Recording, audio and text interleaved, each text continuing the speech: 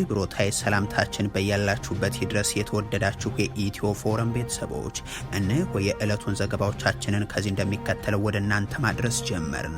አበይት ነጥቦቹን በቅድሚያም ብልጽግና በአማራ ክልል የጦር ጀቶችን ጭምር አሰማርቶ የሚያደርገውን ውጊያ ቀጥሏል። የአገዛዙ ሹም ግን ሽፍታ እንጂ ተዋጊ የለም፣ ንቅንቅም አታደርጉንም ሲሉ ተደምጧል። ዛሬም ግን በተለያዩ ስፍራዎች የሚፈጸሙ ጥቃቶች መቆሚያ ያገኙ አልሆኑም። በቀዳሚነት በዝርዝር የምንመለከተው ጉዳይ ነው። ይህ በእንዲህ እንዳለ ከሰሞኑ ተቀርጾ የተለቀቀው አስደንጋጭ ቪዲዮ መነጋገሪያነቱ ቀጥሏል። የፋኖ ኃይሎች በጉዳዩ ላይ ማብራሪያ አቅርበዋል። የጠቅላይ ሚኒስትሩ አማካሪም በእንዲህ ያለ አሳዛኝ ድርጊት ፕሮፓጋንዳ ሊሰሩ ተከስተዋል። እንመለከተዋለን። ፊልድ ማርሻል ብርሃኑ ጁላ አሜሪካም ወደ ቀይ ባህር እንድንወጣ ትደግፋለች ብለዋል። በአፍሪካ የአሜሪካ ጦር አዛዥ ጠቅላይ ኢታማጆር ሹሙንም ጠቅላይ ሚኒስትሩንም እንዳገኟቸውም አሳውቋል። ከዚህ ጋር የተያዘ ሰፋ ያለ መረጃም ተጠናክሯል። በአፋር የተከሰተው እሳተ ገሞራ የፈጠረው አመድ እስከ ህንድ ደርሶ በረራዎችን አስተጓጎለም። የህንድ የአቪዬሽን ባለስልጣናት አመዱ በታየባቸው አካባቢዎች አውሮፕላኖች እንዳይበሩ ያዘዙ ሲሆን በርካታ በረራዎች ተሰርዟል ወይንም ዘግይተዋል። ሌላኛው መረጃችን ነው። የአሜሪካና ሩሲያ ባለስልጣናት ቀደም ብለው ያልተነገረ ድብቅ ውይይትን በአቡዳቢ አካሂደዋል ተባለም። ይህ በእንዲህ እንዳለ የፈረንሳዊ ፕሬዝዳንት ኢማኑኤል ማክሮን የትራምፕ የዩክሬን የሰላም እቅድ መሻሻል አለበት ሲሉ ገልጸዋል። የተወደዳችሁ የኢትዮ ፎረም ቤተሰቦች አብራችሁን ስትቆዩ እነዚህን እና ሌሎችንም መረጃዎችን ትሰማላችሁ። ሰናይ ቆይታ ይሆንላችሁ።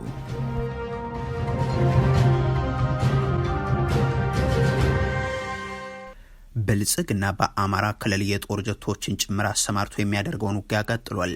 የአገዛዙ ሹም ግን ሽፍታ እንጂ ተዋጊ የለም፣ ንቅንቅም አታደርጉንም ሲሉ ተሰምተዋል። ዛሬም ግን በተለያዩ ስፍራዎች የሚፈጸሙ ጥቃቶች መቆሚያ ያገኙ አልሆኑም።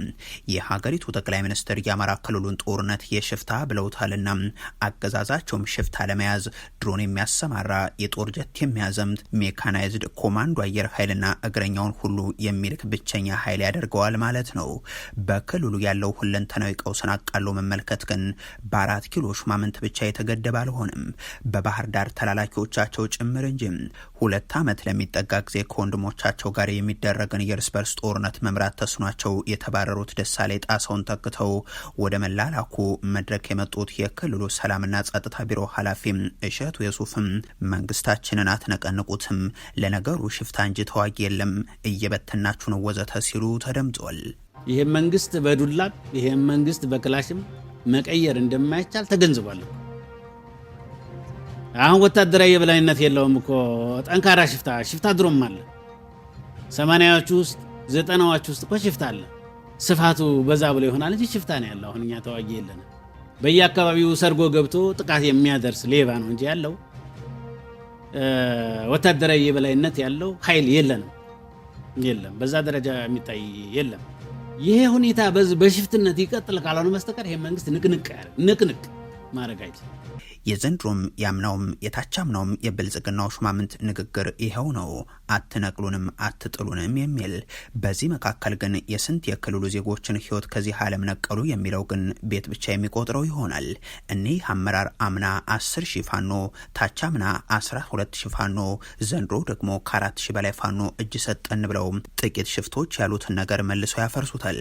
እሳቸው ተዋጊ የለም በሚሉበት ተመሳሳይ ዕለት ግን አገዛዙ ከአፋር ክልል በኩል በሚያዋስ በተለይም በወሎ ቀጠና አካባቢዎች ተዋጊ ጀቶችን ትናንት ሲያንቀሳቀሱ ውሏል። ከአምባሰል ጀምሮ እስከ ላሊበላ ቅርብ ርቀት ባሉ አካባቢዎች ተደጋጋሚ የጦር ጀቶች ሲታዩ መዋላቸው የተገለጸ ሲሆን እዛው ብልባላ አካባቢ የተከፈተ የእግረኛ ወታደሮች ጥቃት ደግሞ ለበርካቶች ሞት ምክንያት ሆኗል። በሰሜን ሸዋ ዞን ምንጃር አረርቲ፣ ምዕራብ ጎንደር፣ መተማ ከተሞች ውስጥ በክልሉ የጸጥታ ኃይሎች ላይ ጥቃት መድረሱም ታውቋል። በሌላ በኩል ወደ ፋኖ ኃይሎች መገኛዎች ሲያቀኑ የነበሩ የመንግስት ወታደሮች ተሽከርካሪዎች ላይ የተፈጸሙ የደፈጣ ጥቃቶች የሚነሱ ሲሆን አርማጭሆና ክምር ድንጋይ አቅራቢያ ያጋጠሙትም በምሳሌነት ይቀርባሉ። የሌትናንት ጀነራሉ ብርሃኑ በቀለ የሰሜን ምዕራብ እዝ ደግሞ በደንቢያ ቀጠና ወደ ፋኖ ኃይሎች መገኛ ስፍራ በማቅናት የከፈተውን ውጊያ ተከትሎ የተደረገው የተኩስ ልውውጥም እንዲሁ ይነሳል።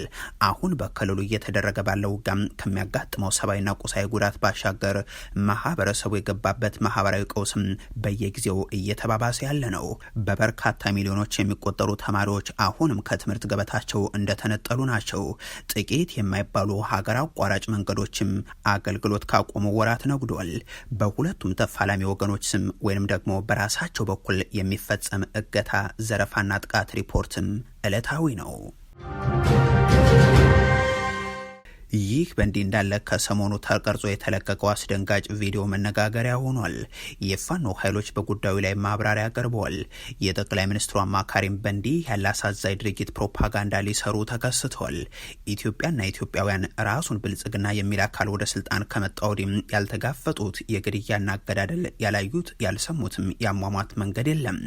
ኢትዮጵያውያንን የቀንጅብ፣ ጸጉረ ልውጥ፣ መጤ ወዘ ተብሎ ሰይመው ስልጣኑን የጀመረ አገዛዝ ባዘዘው መሰረትም ሰዎች ተዘቅዝቀው መሰቀል፣ ተቃጥለው መገደል፣ እየተጎተቱ መቀጥቀጥ ሲጀምሩ ያቀርበው የነበረው ማብራሪያም አሜሪካም ሰው ይሞታል እና ሞት አታዳንቁ የሚል እንደነበርም ይታወሳል።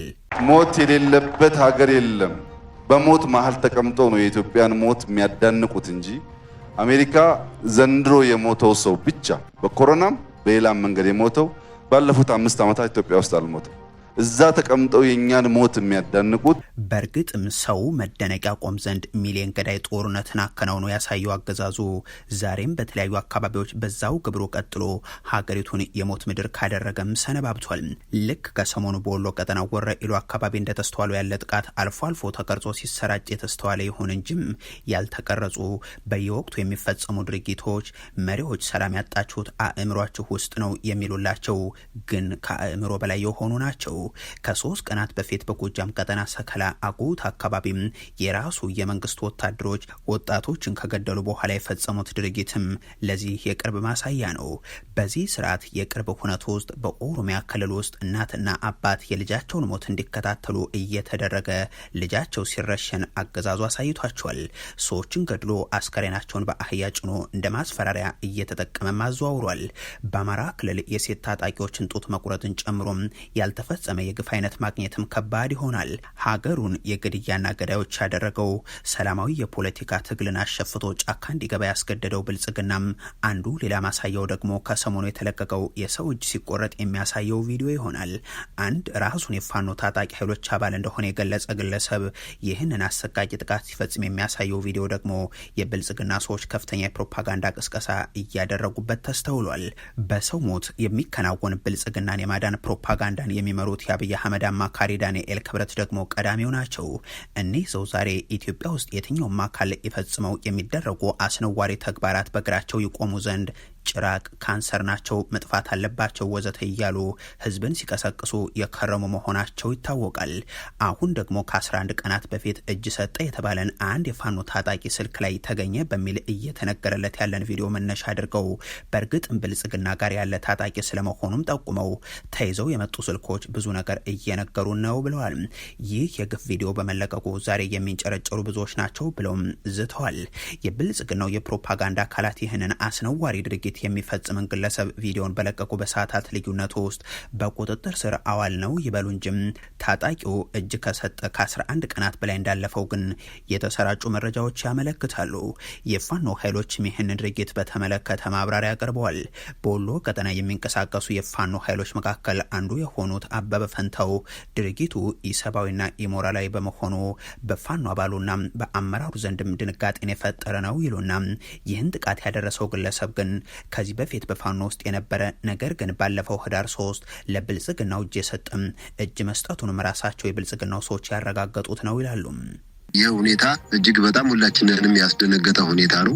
ይህ ግለሰብ ወረኢሉ አካባቢ ደውሎ ወረኢሉ አካባቢ ይንቀሳቀሱ የነበሩ ፋኖች አባል ሆኖ ይንቀሳቀስ የነበረ በዛ ሰዓትም ደግሞ ከፋሺስቱ አገዛዝ ብልጽግና ተልኮ ተቀብሎ የሚሰሩትን ሰርተው በፋኖ እርምጃ ይወሰድብኛል ሲል ነገሮች ሲጠነክሩ መልክ እየያዙ ሲመጡ በቅርቡ በፈረንጆቹ ኖቬምበር 12 ወደ ወረኢሉ ወረዳ አቀባበል አድርገውለታል። ከዚህ ጋር ተያይዞ አገዛዙ ድንጋጤ ውስጥ ገብቷል። ይህንን የካውንተር መስራት መቻል አለበት። አማራ እየገደለው አሰቃቂ ግፍ እየፈጸመበት የአማራውን ጭፍጨፋ አጀንዳ የሆነውን አጀንዳውን ለማጥፋት ለማድበስበስ ብሎም ደግሞ ሌላ አጀንዳ አጀንዳ ለመስጠትና አማራ ተበድሎ እያለ ተጨፍጭፎ እያለ በጅምላ እየተደፈረ በጅምላ እየተቀበረ በጅምላ እየተፈናቀለ መልሰው ደግሞ አሁንም ራሱን አማራውን ጨፍጭፈው አማራው በዳይ ጨፍጫፊ እንደሆነ አድርገው አጀንዳ ለመስጠት የሄዱበት ርቀት እጅግ በጣም የሚያሳዝን።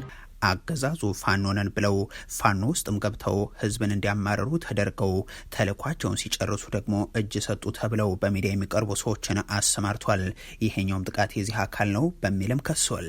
በዚህም ተባለ በዛ ግን የሀገሪቱን ወጣቶች መሳሪያ አንጋች ያደረገው አገዛዝ የገደለው ባልሽ የሞተው ወንድምሽ ሁነትን በኢትዮጵያ ላይ ፈጥሮም በመካከል በእነዚህ ጥቃቶች ፖለቲካ እየሸቀጠ ቀጥሏል። ፊልድ ማርሻል ብርሃኑ ጁላ አሜሪካም ወደ ቀይ ባህር እንድንወጣ ተደግፋለች ብሏል። በአፍሪካ የአሜሪካ ጦር አዛዥን ጠቅላይ ሚኒስትሩም ጠቅላይ ኤታማዦር ሹምም እንዳገኟቸው ማሳወቋል። የብልጽግናው ከፍተኛ ሹማምንት ሰሞኑኛ ፋሽን በየአዳራሹ ያገኟቸውን የተለያዩ የዓለም ሀገራት ባለስልጣናት ጋር ፎቶ እየተነሱ ዲፕሎማሲያችን ተመነደገ እያሉ ማስነገር ይመስላል። ጠቅላይ ሚኒስትሩ በደቡብ አፍሪካ አብረዋቸው ሰልፍ የተነሷቸው መሪዎችን ቆጥረው የብልጽግናው ልሳናት በድል ሲያቀርቡላቸው የእስያ ሀገራት መሪዎች በአዲስ አበባ መገኘትንም እንደ ሚራክል ሲያብራሩላቸው ሰንብተዋል። ይህ ቀጥሎ ዛሬ ደግሞ ጠቅላይ አዛዡም ጠቅላይ ኤታማዦር ሹሙም የአሜሪካ የአፍሪካ እዝ አዛዥ የሆኑት ጄኔራል አንደርሰንን ማግኘታቸውን ገልጿል። የአሜሪካ የአፍሪካ ጦርና ኢትዮጵያ ግንኙነት ለዘመናት ይታወቅ የነበረው ኢትዮጵያ ለቀጠናው መረጋጋት የነበራት አስተዋጽኦ በተለይም ደግሞ በጸረ አልሻባብ ዘመቻ አጋርነት ነው። ብልጽግና ሀገሩን ወደ እርስ በርስ ጦርነት ሲያስገባ ግን የአሜሪካ ጦር ጣልቃ ገባለሁ በሚል ኢትዮጵያ ውስጥ ያለውን ቀውስ በዝምታ እንደማይመለከተው መግለጹም አይዘነጋም። የትግራይ ኃይሎች ወደ አዲስ አበባ በሚገሰግሱበት ወቅት ይህንን ገተው ወደ ድርድር እንዲገቡ ግፊት ታደርግ የነበረችው አሜሪካን አቋም ለማንጸባረቅ ጅቡቲ ድረስ ቢቢሲን ጋብዘው ቃለመጠይቅ የሰጡት የአፍሪካ ቀንድ ግብረ ኃይል አዛዡ ሜጀር ጀነራል ዊሊያም ዛናም አዲስ አበባ በሌላ ኃይል እጅ ልትወድቅ ነው ተብለው ሲጠየቁ ጣልቃ እንደሚገቡ የተናገሩትም በታህሳስ 2014 ነበር። Addis Ababa falls. What role can the US military take? So a primary role for our command here is to be able to respond to crisis. እንዲህ እየተባለላቸውም አሜሪካ ወያኔን እየረዳችብን ነው፣ እጆችሽን ከኛ ላይ አንሺ፣ ነጩ ፖስታው ወዘተ የሚል ዘመቻ ላይ የነበሩት ብልጽግናዎች በኋላ ላይ ከህወሓት ጋር በነበራቸው የድርድር ሂደትም እኒህ ጄኔራል በተለይም ጅቡቲ ላይ በነበረው ውይይት ላይ ተሳታፊ ነበሩ። አሜሪካ ያኔም አሁንም ኢትዮጵያ ውስጥ ያለውን ቀውስ ጣልቃ እንደምትገባበት ስትገልጽ የምትሰማው የቀጠናው ትርምስ የሚፈጥረው አደጋም ከብሔራዊ ደህንነት ፖሊሲዋ ጋር የሚጋጭ መሆኑን በማሳወቅ ነው። የሆነው ሆኖ በቅርቡ የተሾሙት የአፍሪካም አሜሪካ ጦር አዛዥ የሆኑት ጄኔራል አንደርሰን በሌሎች በርካታ የአፍሪካ ሀገራት ካደረጉት ጉብኝት በኋላ በአዲስ አበባም ፊልድ ማርሻሉንና ጠቅላይ ሚኒስትሩን አግኝተው አነጋግሯል። ፊልድ ማርሻል ብርሃኑ ጁላም ሁለቱ ዋነኛ አጀንዳዎቻቸው አልሻባብና ቀይ ባህር ስለመሆናቸው አስነግሯል። ብርሃኑ ጁላ ኢትዮጵያ አልሻባብን ለማዳከምና የሽብር ሴራውን ለማክሸፍ የምትወስደውን የኃይል እርምጃ አጠናክራ እንደምትቀጥል ተናግሯል። ከመከላከያው በኩል የአሜሪካው ጄኔራል ተናገሩት በሚል የተገለጸው ሌላኛው ጉዳይ ደግሞ የቀይ ባህር አጀንዳችን ከአሜሪካ በኩልም ድጋፍ አገኘልን የሚለው ነው። ኢትዮጵያ የባህር በር ለማግኘት የምታደርገውን መንገድ እንደሚደግፉ የአሜሪካ የአፍሪካ እዝ አዛዡ ገልጸውልናል። በቀይ ባህር ላይ ብትወጣም የበለጠ ለቀጠናው ሰላም ትሰራለች ብለው እንደሚያምኑ ገልጸውልናል። በኢትዮጵያ በኩል ያሉ ፍላጎቶችና በቀጠናው ሰላምን ለማረጋገጥ ስለያዘቻቸው እቅዶችም ከዋሽንግተን ዲሲ ባለስልጣናት ጋር እንደሚነጋገሩ ማሳውቀውናል ሲል ይቀጥላል የወጣው መግለጫ። ዶናልድ ትራምፕ ይፈርሳል በሚል ከወራት በፊት ተናግረውለት ከነበረው ከዚሁ ከአፍሪኮም በኩል ግን ፊልድ ማርሻሉም ይሁን ጠቅላይ ሚኒስትሩ አደረግነው ስላሉት ውይይት የተባለ ነገር የለም። በአፋር ክልል የተከሰተው እሳተ ገሞራ የፈጠረው አመድ እስከ ህንድ ደርሶ በረራዎችን አስተጓጎለም። የህንድ የአቪዬሽን ባለስልጣናት አመዱ በታየባቸው አካባቢዎች አውሮፕላኖች እንዳይበሩ ያዘዙ ሲሆን በርካታ በረራዎች ተሰርዟል አሊያም ዘግይቷል። ለበርካታ ሺህ ዓመታት ሳይፈነዳ የቆየው የኢትዮጵያ ኃይሊ ጉቢ ተብሎ የሚጠራው እሳተ ገሞራ መፈንዳት የጀመረው ባሳለፍነው እሁድ ጠዋት ነበር። በፍንዳታው ግዙፍ የጭስ አመድ ወደ ሰማይ በመውጣት በአካባቢው ታይቷል። በዚህ እሳተ ገሞራ የተነሳ የተፈጠረው አህመድ በህንድ ውስጥ የሚደረጉ በረራዎች እንዲሰረዙ፣ አቅጣጫቸውን እንዲቀይሩ አሊያም እንዲዘገዩ ምክንያት ሆኗል። የህንድ አቪዬሽን ባለስልጣናትም አየር መንገዶቹ ጭስና አመድ በታየባቸው አካባቢዎች በኩል ከመብረር እንዲቆጠቡ ጥብቅ ትዕዛዝ አስተላልፈዋል። ባለሙያዎቹ እንደሚሉት በእሳተ ገሞራው ምክንያት የተፈጠረው የአመድ ብክለት ምን ያክል እንደሆነ እስካሁን አልታወቀም። የእሳተ ገሞራው አመድ የሚያብለጨልጭና ደመና ጥቃቅን ብናኝ ነገሮች ያሉት ሲሆን የእሳተ ገሞራ ፍንዳታውን ተከትሎ ወደ ከባቢ አየር ይረጫል። ይህም የአውሮፕላን ሞተር ሊያበላሽ፣ አየር ማረፊያዎችን አየር ሊበክልና እይታን በመጋረድ ለበረራ አደገኛ ሁኔታ ሊፈጥርም ይችላል። በጭሱ የተበከለው የከባቢ አየር ክፍል ከባህር ጠለል በላይ 8.5 ኪሎ ሜትር እና 15 ኪሎ ሜትር ከፍታ ላይ የሚገኝ ነው ሲሉ የህንድ ሜትሮሎጂ መስሪያ ቤት ዋና ዳይሬክተር ለቢቢሲ መናገራቸውም ተገልጿል። በዚህም ምክንያት የአየር ትራንስፖርት እንቅስቃሴ የተስተጓጎለ ሲሆን ኤር ኢንዲያ 11 በረራዎችን ሲሰርዝ ኢንዲያጎ፣ አካሳና KLM ጫና እንዳሳረፈባቸው ገልጿል። የሙምባይ አየር ማረፊያ ተሳፋሪዎችም ወደ አየር ማረፊያው ከመሄዳቸው በፊት የበረራ ሁኔታዎችን ቀደም ብለው እንዲመለከቱ ተጠይቀዋል። የህንድ የሲቪል አቪዬሽን ዳይሬክቶሬት ጄኔራል አብራሪዎች ሞተር ላይ ያልተለመዱ ነገሮች፣ ጭስ ወይም የአመድ ሽታን ጨምሮ ማናቸውን ማጠራጣሪ ነገር ሲመለከቱ በፍጥነት ሪፖርት እንዲያደርጉ ማሳሰቢያ ሰጥቷል። የኢትዮጵያ አየር መንገድ በጉዳዩ ላይ በሰጠው ምላሽ የእሳተ ገሞራው አመድ እስካሁን ድረስ በስራው ላይ መስተጓጎልን እንዳልፈጠረበት አሳውቋል። አሜሪካና ሩሲያ ሚስጥራዊ የተባለ ውይይትን አቡዳቢ ላይ ያካሄዱ ስለመሆኑ ተዘገበም። በሌላ በኩል የፈረንሳይ ፕሬዝዳንት ኢማኑኤል ማክሮን የትራምፕ የዩክሬን የሰላም እቅድ መሻሻል አለበት ሲሉ ገልጿል። የአሜሪካና የሩሲያ ባለስልጣናት ቀደም ብሎ በይፋ ያልተነገረ ውይይት አቡዳቢ ላይ እያካሄዱ ስለመሆኑ በርካታ ዓለም አቀፍ ሚዲያዎች እየዘገቡት ነው። በሌላ በኩል የሩሲያና የዩክሬን ጦር በሁለቱ ሀገራት ላይ ከፍተኛ የሆነ የሰው አልባ አውሮፕላኖች ጥቃት መፈጸማቸውን በየበኩላቸው አሳውቋል። ትናንት አንድ ግዙፍ የዩክሬን የሰው አልባ አውሮፕላን በሩሲያ ክራስኖዳር ድንበር ጥቃት ማድረሱንና በርካቶች መቁሰላቸውን የአካባቢው ባለስልጣናት ገልጿል። በሩሲያ ሰሜናዊ ታጋሮንግ የወደብ ከተማ ላይ ዩክሬን ባደረሰችው ጥቃትም ቢያንስ አንድ ሰው ሲገደል 3 ሰዎች መቁሰላቸውን ከንቲባዋ ተናግረዋል። የዩክሬን ጦር ረፋድ ላይ የሩሲያ የሰው አልባ አውሮፕላኖችና ሚሳኤሎች በመዲናዋ ኬብ ላይ ባደረሱት ድብደባም ቢያንስ 2 የመኖሪያ ህንፃዎች ላይ የእሳት ቃጠሎ መድረሱንም ገልጿል። በዚህ ጥቃትም በትንሹ አንድ ሰው መገደሉ ተዘግቧል። ይህ በእንዲህ እንዳለ የፈረንሳዩ ፕሬዝዳንት ኢማኑኤል ማክሮን የዶናልድ ትራምፕ የዩክሬኑ የሰላም እቅድ መሻሻል አለበት ሲሉ ገልጿል። የአሜሪካው ፕሬዝዳንት ዶናልድ ትራምፕ የሰላም እቅድ በዩክሬንና በአውሮፓ ተቀባይነት እንዲኖረው ማሻሻያ ያስፈልገዋል የሚለው ከአውሮፓ በኩል በስፋት እየተነሳ ያለ ጥያቄ ሆኗል። ባለፈው ሳምንት የቀረበው ባለ 28 ነጥብ የአሜሪካ የሰላም ሀሳብ የአሜሪካ መንግስት ዩክሬንን ወደ ሞስኮ በጣም ያጋደለውን ስምምነት እንድትፈርም ገፋፋ ነው በሚል እየገለጹት ነው። የፈረንሳዩ ፕሬዝዳንት ኢማኑኤል ማክሮንም ወደ ትክክለኛው አቅጣጫ የሚወስድና ተነሳሽነቱም ሰላምን ማምጣት ላይ የሆነ ውይይትና መደራደር ነው የሚያሻው ባይ ናቸው። እኛ ሰላምን እንፈልጋለን፣ ግን ዩክሬናውያን ብቻ ናቸው ምን አይነት የግዛት ስምምነት ለማድረግ ዝግጁ እንደሆኑ ሊወስኑ የሚችሉት ሲሉም አክሏል። አሜሪካ ያስተዋወቀችው የሰላም እቅድ በዩክሬን ጦር ኃይል መጠን ላይ ገደብን ያስቀምጣል። እንዲሁም ለዋሽንግተን የታገዱ የሩሲያ ንብረቶች የተወሰነ ቁጥጥር መብትንም ይሰጣል። የተወደዳችሁ የኢትዮ ፎረም ቤተሰቦች ለዛሬ ያሉን መረጃዎች ይህንን ይመስሉ ነበር። አበቃን። ቸር ያሰማን።